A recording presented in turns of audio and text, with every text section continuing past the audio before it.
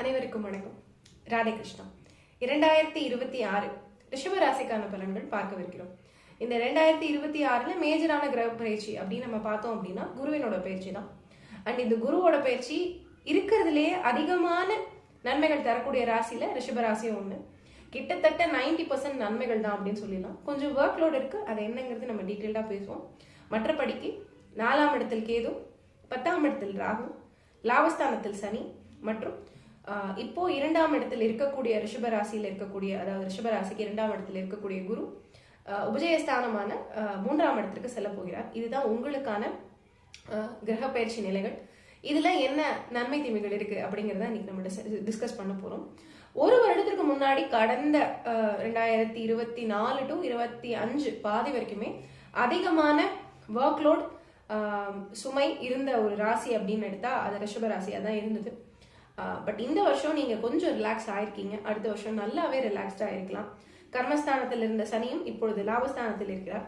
சனி கொடுக்க எவர் தடுப்பார் அப்படிங்கறத பொறுத்து சனி கொடுக்கக்கூடிய நன்மைகள் அப்படிங்கிறது இந்த வருடம் உங்களுக்கு நிறைய தான் இருக்கும். ஆயினும் சனியினுடைய பார்வையை ரிஷபம் வாங்குது அப்படிங்கிறதுனால நிச்சயமாக வேலை பளு சற்று கூடும். ஸோ சரியா சாப்பிட்றீங்களா, சரியா தூங்குறீங்களா, ஹெல்த் நல்லா இருக்கா, இதுதான் நீங்க காஷனா பார்க்க வேண்டிய விஷயம். உண்மையை சொல்ல போனா அவ்வளவுதான். உங்களுக்கு நான் காஷன் கொடுக்க போறதே அவ்வளவுதான் வச்சுக்கோங்களேன். இதுக்கு மேல உங்களுக்கு இதுல சரியா இருங்க, அதுல சரியா இருங்க, இது நல்லா இருக்கு, இது நல்லா இல்லை அப்படின்னு சொல்ற அளவுக்கு நெகட்டிவாலாம் எதுவுமே கிடையாது. ஆல்மோஸ்ட் எல்லாமே பாசிட்டிவா இருக்கக்கூடிய ராசி.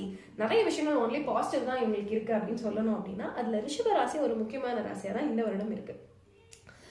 ரிஷபத்தை பொறுத்தவரை இப்போ 2ஆம் இடத்தில் இருக்கிறார் குரு. அதனால இப்போ நம்ம டிசம்பர்ல பார்த்துட்டு இருக்கோம். ஜூன் வரையுமே உங்களுக்கு குருபலன் நல்லா இருக்கு.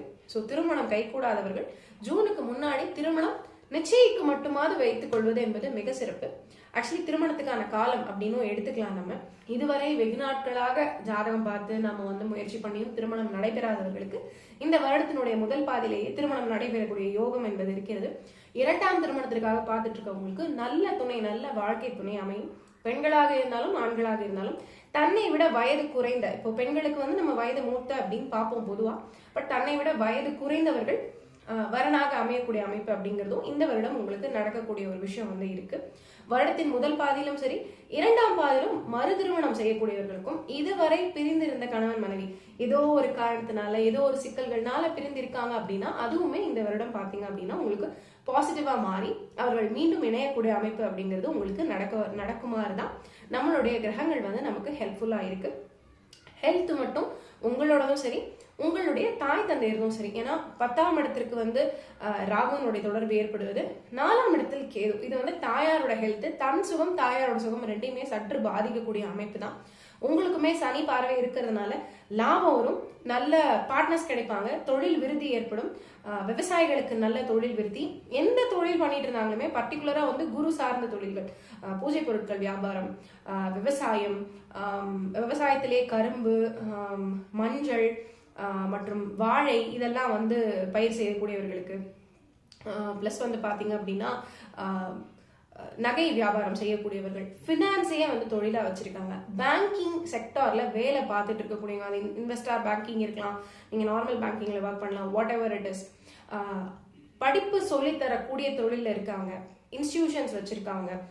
அதே போல பாத்தீங்கன்னா அரசியல்ல இருக்கக்கூடியவர்கள், வெளிநாட்டில் வேலை செய்து கொண்டிருக்கக்கூடியவர்கள் மற்றும் சிறு ஸ்கூல்ஸ் எல்லாம் நடத்துறோம் இல்லையா, மாண்டசரி ஸ்கூல்ஸ், அந்த மாதிரி குட்டி குட்டி ஸ்கூல்ஸ் நடத்துறவங்க அப்படின்னு எல்லாத்துக்குமே இந்த வருடம் மிக ஒரு நல்லதான அமைப்பு தான். ஏன்னா இங்க 11ஆம் அதிபதி, ஒரு உபஜயஸ்தானாதிபதி 3ஆம் இடமான மற்றொரு உபஜயஸ்தானத்தில் 2026 ஜூனுக்கு பிறகு உச்சமாக போகிறார். ஆல்ரெடி அவர் 2ஆம் இடத்துல இருக்கிறதுங்கிறது பொருளாதார முன்னேற்றம் தான்.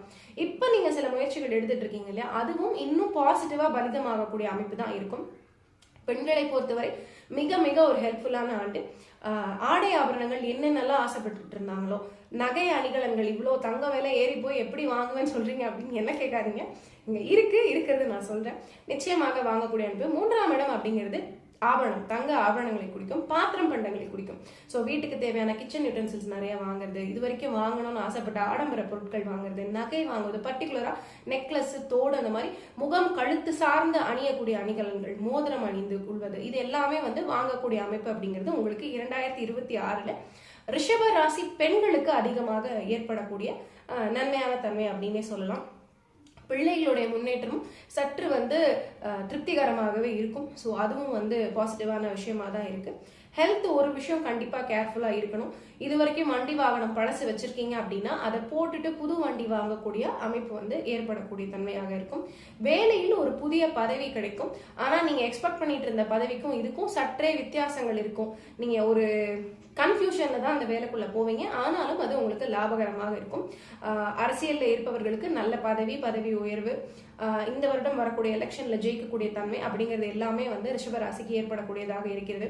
குரு உச்சமாவது சனி குருவினுடைய வீட்டில் இருப்பது, சனி குரு வந்து தொடர்பேனா இங்க குரு வந்து உங்களுடைய 7ஆம் இடத்தை பார்க்கிறார், உங்களுடைய லாபஸ்தானத்தை பார்க்கிறார்.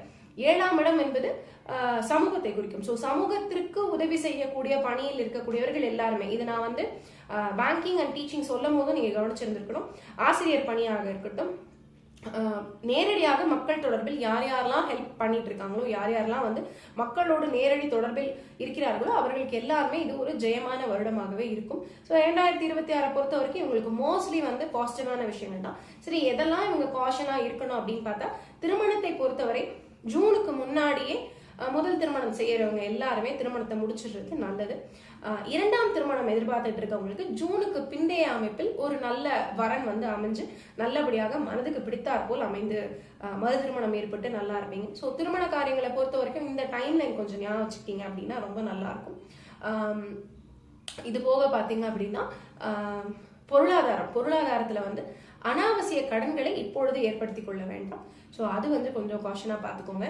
இது போக தாயாருடைய ஹெல்ப், இதுல வந்து கொஞ்சம் கவனமா இருங்க. சொந்த வீடு வாங்கும் பொழுது சற்றே கவனமாக இருங்க. வாகனங்கள்ல ரொம்ப தூரம் டிராவல் செல்ஃப் டிரைவ் பண்ண வேண்டாம். முடிஞ்ச அளவுக்கு ஆக்டிங் டிரைவர் போட்டு பண்ணிக்கோங்க. மற்றபடிக்கு வாகனம் மாற்றலாம், புதிய வாகனம் வாங்கலாம், அதெல்லாம் எந்த வித பிரச்சனையும் கிடையாது. என்னதான் நல்ல அமைப்புகள் சொல்லிட்டே வந்தாலும் இந்த வருடம் 12th எக்ஸாம் எழுதி 10th எக்ஸாம் எழுதி படிப்பு மாற்றக்கூடிய பிள்ளைகளுக்கு மட்டும் சற்றே சுணக்கம் ஏற்படும்.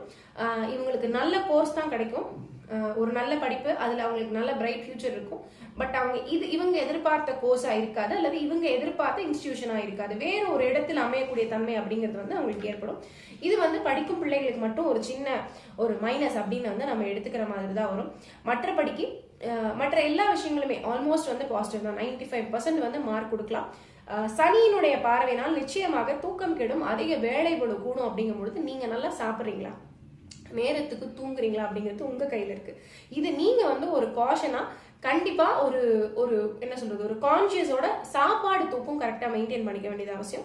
இது உங்களுக்கும் பொருந்தும், உங்களுடைய தாயாருக்கும் பொருந்தும். உங்களோட ஹெல்த்தும் கொஞ்சம் காஷனா பாருங்க, உங்களுடைய தாயாரோட ஹெல்த்துமே கொஞ்சம் காஷனா பாருங்க. வேற எதையுமே நம்ம பெருசா நெகட்டிவா எடுத்துக்க வேண்டிய அமைப்பு இல்லை அப்படிங்கிறதுனால all is well. So almost பொறுத்த வரைக்கும் ரிஷபத்தை பொறுத்த வரைக்கும் சொல்லியாச்சு. இவங்களுக்கான பரிகாரம் அப்படின்னா பெரியசா நமக்கு இப்போ பரிகாரம் கொடுக்குற அளவுக்கு டைம் டஃபா இல்லை. இருப்பினும் 4ஆம் இடத்தில் இருக்கக்கூடிய கேது அப்படிங்கிறதுனால தொடர்ந்து பெருமாள் தாயார் வழிபாடு. ஏன்னா இவங்களுக்கு வந்து லக்னாதிபதி என்பவர் சுக்கிரன், 2ஆம் இடத்து அதிபதி என்பவர் புதன், 5ஆம் இடத்து அதிபதியும் புதன். ஸோ இவர்களுடைய இஷ்ட தெய்வமாக பெருமாளை வைத்துக் கொள்வது, பெருமாள் தாயார் வழிபாடு செய்வது, லக்ஷ்மி நரசிம்மர், லக்ஷ்மி ஹயக்ரீவர், லக்ஷ்மி நாராயண பெருமாள், லக்ஷ்மி ஸ்ரீனிவாச பெருமாள், இப்படி தாயாரோடு ராதாகிருஷ்ணன் இப்படி சமேத பெருமாள் இவங்க வந்து சேவிச்சுட்டு வர்றது அப்படிங்கிறது இந்த பீரியட்ல இவங்களோட ஹெல்த்துக்கும் அம்மாவோட ஹெல்த்துக்கும் பொருளாதாரத்திற்கும் பெரிய அளவுல ஒரு நன்மை கொடுக்கும். என்னதான் ஒர்க் லோட் இருந்தாலும் மைண்டை வந்து ரொம்ப காமா வச்சுக்கும். வெள்ளிக்கிழமைகள்ல விளக்கு பூஜை இவர்களுக்கும் பெண்களுக்கு மிக மிக சிறப்பு. ஆண்களாக இருந்தாங்க அப்படின்னா இவங்க வந்து புதன்கிழமையில ஒரே ஒரு வேளை இவங்க வந்து விரதம் இருந்து பெருமாள் வழிபாடு பண்ணுவது என்பது மைண்ட் வந்து காமா வச்சுக்கும். இவ்வளோ ஒர்க் லோட் இருக்கு, நான் இது எல்லாமே பாசிட்டிவா நடக்கும்னு சொல்லும்போது அந்த அளவுக்கு நீங்க ஒர்க் லோடும் எடுத்துக்க போறீங்க அப்படிங்கிறது that is underlying condition. So நீங்க அதை அந்த டைம்ல மைண்ட் ஸ்ட்ரெஸ் ஆகாம இருக்கிறதுக்காக இது.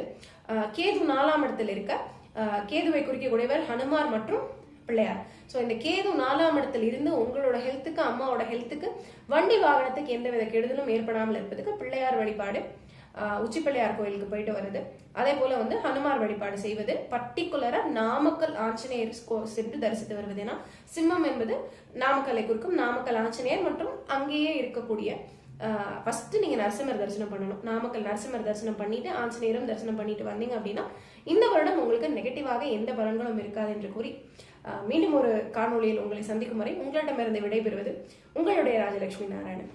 நன்றி, வணக்கம். ராதே கிருஷ்ணா.